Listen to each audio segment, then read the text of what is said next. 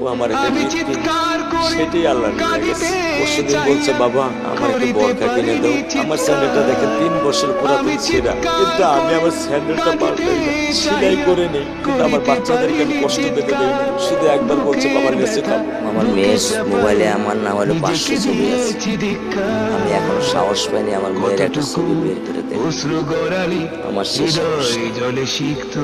আমি শেষ সাহস হারিয়ে ফেলেছি, কারণ ও আমার ছিল হৃৎপিণ্ড।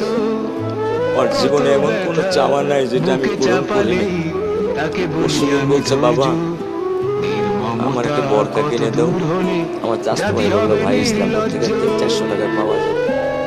আমি সাথে সাথে নিউনি মার্কেট থেকে আমি 1000 টাকা দিয়ে আমার মেয়েকে বরখা এনে দিচ্ছি। আমি দরিদ্র, ভাঙা বাসায় থাকি, কিন্তু আমার সন্তানদেরকে আমি কখনোই দারিদ্রতার স্বাদ পেতে দিই।